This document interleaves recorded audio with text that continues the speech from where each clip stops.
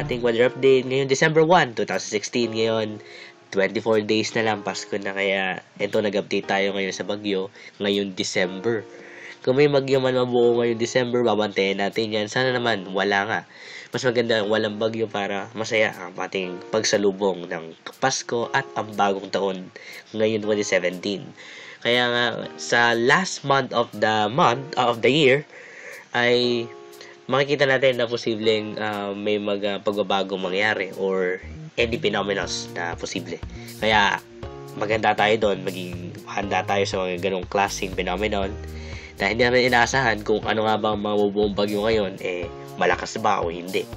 Kaya everyday handa rin tayo, kahit man makikita natin sana yung Pasko natin ay masaya at wala tayong problema mararanasan. So, alamin natin kung magkakaroon ba ng bagyo sa pamamagitan ng Windy TV forecast map. So, kung ngayon, November 1, Thursday, kung exit natin sa after 10 days o first 10 weeks of ng December, ay makikita natin na wala tayong makikitang circulation malapit sa Philippine Air Responsibility, kundi yung isa lang doon yung paglakas ng amihan. Ayun lang yung posible pa natin. So, ito pa na nakikita ng models models pa lang po ito, tandaan natin, models pa lang. Pag models, it can change. Laging nagbabago ang models every 6 hours. Pwede magbago yung models o kahit man minuto lang, nagbabago agad-agad dito. Kaya mantayan natin yung ganitong klaseng sitwasyon dahil magpapasko na, kung kailangan na mahigpit pag-monitor sa mga bagyong ganito. So, pasok na ang Pasko. Ilan ba yung bagyong inasahan natin ngayong Christmas month? Ngayong December, last month of the of the year, posibleng makaranas tayo ng 1 hanggang 2 bagyo sa ngayon sa loob ng Philippine Air Responsibility ngayong December. Posibleng isa sa mga bagyo na yan ay tumama dyan po sa Eastern Samar, dadaan sa Masbate at lalabas na West Philippine Sea, at meron naman medyo ay malapit po dyan sa Northeastern Mindanao o katulad lang ni Marce noong nakaraang bagyo natin. At medyo makikita natin posibleng makaranas ng mga pag-ulan yung Anxauro, Luzon, Bicol area sa mga bagyo na yun. Medyo may kalayo sa Metro Manila, pero kahit man ganun ay may mga pag-ulan. Pero may mga bagyo rin na hindi nawawala yung tawag nating recurvation, kaya nandiyan pa rin yung possibility na mag-recurve ang bagyo. 1 hanggang 2 na lang tayo ngayong taon na to, pero next year titignan natin kung ano nga ba pagbabago mangyayari. So ngayon, yan po yung pinapakita nating outlook lang po yun ng Pag-asa analysis lang kung gaano karami ang bagyo. Kaya alamin natin kung sana naman walang bagyo talaga. Alamin natin ngayong buwan na to walang bagyo sana. So, tingnan naman natin yung numerical model prediction natin, yung analysis ng Tropical Tidbits Global Forecasting Model. So, makikita natin ay mula December 1 hanggang after 384 hours forecasting prediction models. So, pwede mag-predict itong ating models na ito kung mayroon bang mabubuo. So, makikita natin, low pressure area pa lamang to at wala pa tayo nakikita interaction. Mananatili siyang low pressure area at sana naman ay low pressure area lang yan at wala na sana maging bagyo. Pero mamatay natin kung mananatili ang magiging 14 tropical cyclone natin, letter N, ngayong Kapaskuhan, sana naman walang ulan. So, yan lang yung isang model na pinapakita natin. Kaya, tingnan naman natin ang isa pang model, CMC. So, CMC model, numerical models. So, tingnan natin ano nga ba yung model outlook itong CMC. So, mamaya tingnan natin yung Pag-asa daily weather forecast ngayong 5 PM.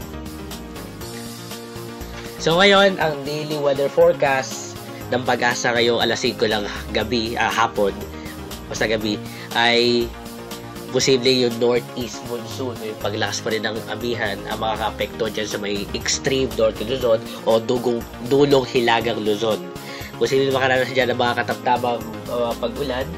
Hanggang ngayong araw posible yan, pero posible bukas ay mahihina na lamang mga pag-ulan, kaya asahan natin yung medyo pagbuti na panahon. Medyo maalinsangan, pero kada pa man, amihan will continue to na lumakas pa at mag-influence siya pa sa atin dito sa ating Philippine land. At makaka-epekto yan sa ating temperature.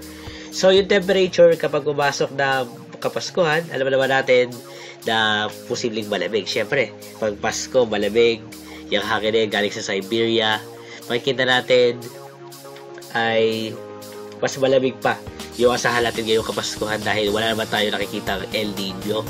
Pag-uusapan natin yung El Nino at saka La Nina dahil we have a possibility that La Nina will develop. Kaya mag-ingat po tayo sa La Nina. La Nina is not also colder but also we have to expect more rains. So, titignan natin ang CMC model outlook. So, makikita natin ay posibleng maging bagyo. Hindi naman maging bagyo. Posible lang na maging mahinang bagyo yung low pressure area na yun. Kaya mamatay natin every time we will change this forecast. Every time magbabago to ating model outlook. Kaya bantayan pa lang natin, medyo matagal pa to. First week pa lang to ng December. Kaya mamatay natin, sana walang bagyo. Talaga. So yung forecast natin sa daily weather forecast, cloudy skies with light rains will be experienced over the areas of Batanes, Babuyan, and Calayan. Partly cloudy to cloudy skies will prevail over Metro Manila and the rest of the country with isolated rain showers or thunderstorm, mostly over the eastern section. Yung easterlies, tsaka yung amihan, medyo tayo magkaroon na mahihinang pag-ulan dyan sa may eastern section ng bansa, hanggang dyan sa may Bicol area. Kaya, sa buong bansa, medyo maaliwalas, pero may mga pag-ulan pa rin tayo na mararanasan. So, pag-usapan naman natin yung La Nina. So, El Nino versus La Nina time frame. Makikita natin, ang La Nina ay posible daw mabuo or magkaroon bago na magtapos yung taon na to hanggang 2017. So, yung effects yan, kabaliktaran ng El Nino. Kaya yung El Nino last year, napaka laki ng epekto. Halos kakaunting bagyo dumaan. Halos we have weak monsoon. Halos mas mataas pa temperatura natin. Tapos nung summer, napakainit. Mainit at tuyo. Halos walang bumagsak na ulan. Halos pulang-pula po ang Pilipinas. Halos below to normal yung ulan o dami ng ulan na binabagsak kada buwan. Mas mababa pa doon. Kaya titingnan natin yung monthly rainfall forecast ng Pag-asa. Yung monthly rainfall forecast ngayong December, posible tayo makaranas ng near to normal amount of rainfall or color green. Yung mga color green na nakikita nyo, yung tatakip yan sa buong Pilipinas. Halos buong Pilipinas po makakaranas ng color green rainfall. Pero may mga areas naman na below normal dyan sa may Palawan areas. Kaya saan natin na medyo meron pa rin tayong pag-ulan ngayong December o Kapaskuhan. Pwede natin tingnan ng January. Yung January mukhang medyo mas mababa pa yung dami ng ulan pagpasok ng 2017. So titingnan natin kung mananatili itong nakikita natin na posibleng gaano ba karaming ulan ang babaksak natin pag pumasok na ang ating Kapaskuhan. Kaya makikita nyo color green yung halos tumatakip sa Pilipinas. Ibig sabihin yan, near to rainfall. Ibig sabihin, malapit na po sa normal yung dami ng ulan na posibleng ibaksak natin. Kaya abangan po natin yon.